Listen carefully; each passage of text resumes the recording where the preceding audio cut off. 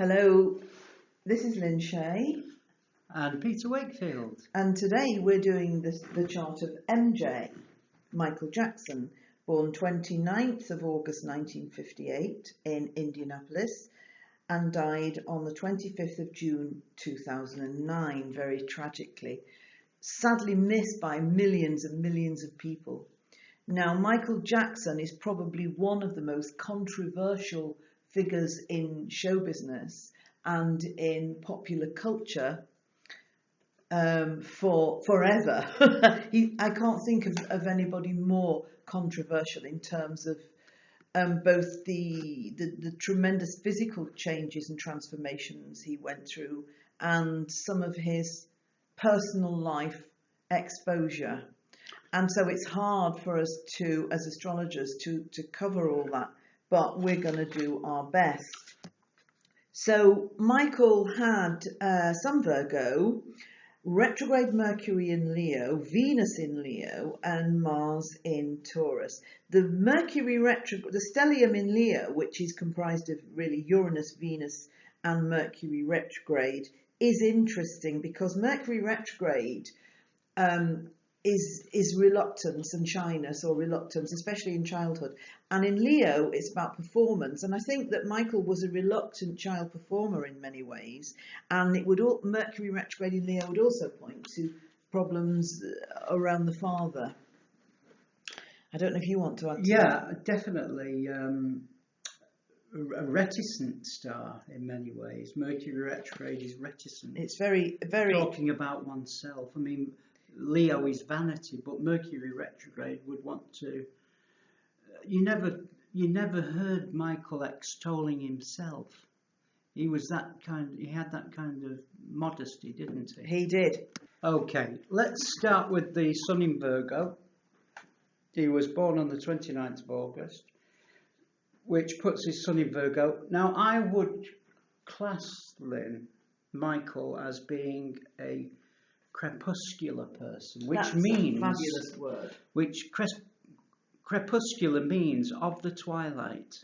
Absolutely. And he would belong to the twilight people, and the definition of that is people who have a foot in this world and a foot in another. And of course, Michael was a well-known fantasist. He tried to live out his fantasy, and this would be typical of Virgo in terms of the twilight. And this is epitomised on the album sleeves of his 80s album, things like Thriller and Off the Wall, not so much Off the Wall, but Thriller, and the other videos he made, yes, which were very crepuscular, which is a great word. Virgo is of the elemental kingdom and elfin-like, love of silhouettes, and of course silhouettes are well aspected when the sun is below the horizon, when the light is half light, and of course shadows are cast. Michael was obsessed with this kind of fairyland or Disney-like quality, which on the first glance some of it seems quite dark, actually. Again, bringing in, if you think of Thriller and you think of that kind of, references to the grave and to vampires and so on, it does seem quite dark, but in a jocular way. Yeah, I was just about to say, with tongue-in-cheek. He had deep psychologies which he would never share, but was trying to live out this fantasy. For me, the Sun conjunct Pluto would be the obliterating of pain that was caused perhaps by the father's tyranny. Which is well known now. And, of course, self-denial would be a Virgo trait, as well as the opposite, Pisces.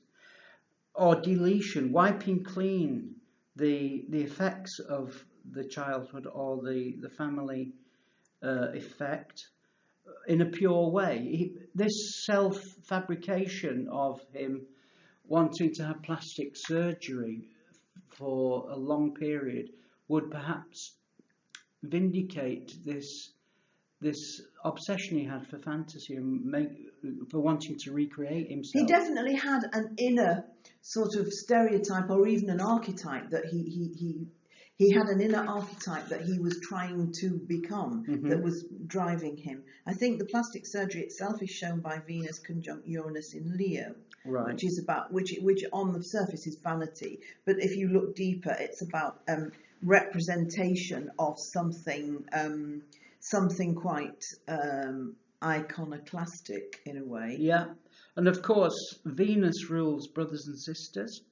And in Leo, the brothers and sisters were already stars, weren't they? They were a star older, family. Yeah, it was a show business family. He was the 8th child in the family. He was probably the most talented. He's one of the most talented people, I think, to have existed.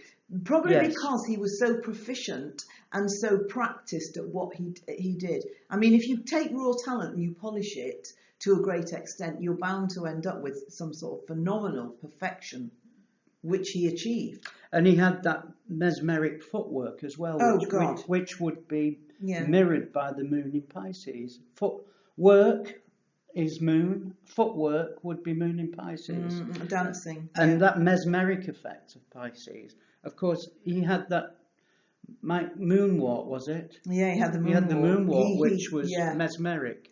It was. And he lost himself in the dancing. If you watched him dance, he was like lost in the dance. So he'd forgotten the audience to the extent that he was just in that dance. Getting lost in the whole fantasy would be moon in Pisces. Simpatico, he had a lot of empathy. We think that moon is square Saturn, and therefore, moon square Saturn, depending on the signs that it's in, gives a critical effect to whatever it is the moon is trying to achieve. And also from looking at that moon square Saturn, the mother was overshadowed or muted by the father. Whether that's true or not, you can deduce yourself from the many writings in his biographies. But the moon square Saturn has problems with emotions. It has problems. It has problems digesting emotion or configuring emotion. It's understanding emotion, and therefore it's emotionally blocked. May I dare to say, in his own development, that moon square to Saturn, he had a hard time maturing. Oh, definitely. He had a hard time being adult. He wanted, a lot of him wanted to stay in a childlike. Because he wasn't allowed a childhood, so he would yearn for it. So to somebody who really, really values the things of childhood, like fantasy and play and anything being possible, when they're denied that, it's unforgivable. So they'll always quest after that. That's right. And he was controversial, as you say, Lynn, and very, very misunderstood, and became very misunderstood. And I think that's why he was demonised by slurs of paedophilia and what have you. But I personally do not think he was a paedophile. No, I think interested in children for reasons of sympathy, empathy, and being of a wavelength, sharing a wavelength with somebody. But that doesn't lead to paedophilia. I mean, there are many people in history who've had that. A love of children doesn't mean paedophilia. I think his love of children was quite innocent. It doesn't necessarily mean paedophilia, no. And I think the sun in Virgo has a strong nurture. Yeah, because there's an innocence about Virgo. There's a purity about Virgo. There's always definitely Virgo is a nurturing sign, I think, but it's also full of critique, and it gives full of service. Yeah, and if you take that moon Pisces with the sun Virgo, you get somebody who's almost sacrificial in the line of what they want to serve. So either willingly or unwillingly, they'll be used as a sacrificial or a scapegoat or something of that nature. And he was very penitent as well about a lot of private things. Moon in Pisces wants to wipe the slate clean, and he was very much like this. Cleanliness, misophobia, hygiene driven. He gave this image, didn't he, of being very clean, very Afraid of contamination. Yes. To him, I think the world would be a very polluted, contaminated place. And I think this was part of the psychology behind him wanting to recreate his own fantasy, which included the plastic surgery. Yeah, the plastic surgery is something which was absolutely incredible. I mean, if you look at his early photographs, at his early pictures, and then you look at the later pictures, you wouldn't think it possible that somebody could become so different, could go through such a transformation. But it was also a painful transformation. Oh God! Just to be able to sustain and undergo all those operations. Astrologically and symbolically, the sun would rule anybody's visage, the face. Yeah, and Sun conjunct Pluto, the face, would be pain. Pluto is pain. Pluto is pain. So conjunct the sun, a face that has gone through transformation with pain and living the fantasy. Virgo. I mean, there's dream world, often misunderstood. He was labelled Wacko Jacko. Well, I know, yeah. Mars in Taurus. Mars in Taurus, which again is another sign concerned with appearances and the physical, and to some extent vanity and acquisition. And Mars in Taurus is said to be slow to change. Now, whether Michael Jackson changed inwardly to level out with the changes he went through physically, I don't know. Well, that's one permutation. Another permutation I'd like to throw in there, Lynn, would be Mars in Taurus is a powerful voice. Oh, definitely. Powerful voice. Well, absolutely. Powerful is Mars and voice is Taurus. The throat is Taurus. A lot of harmony there, a lot of fourth ray harmony. That throat chakra, you see, would come out with Mars in Taurus. And the throat chakra is synonymous with active intelligence. So I'm guessing that his active intelligence brought him to the points of transformation and through transformation until he was virtually unrecognisable. Yes, and he had incredible range. Because, and the music and the compositions and what he wrote changed with every stage of his transition. That's right.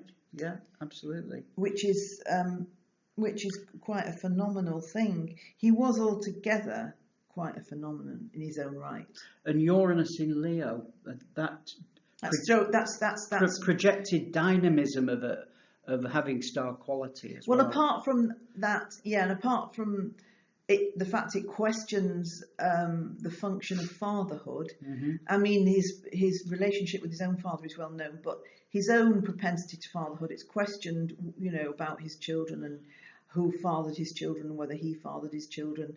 And the Uranus in Leo would throw that up, not to say he didn't, but would throw up that kind of scandal or question mark over his own parental rights. And he was quite shy in privately, wasn't he, Lynn? He had that Mercury retrograde, which would make him quite reticent and shy.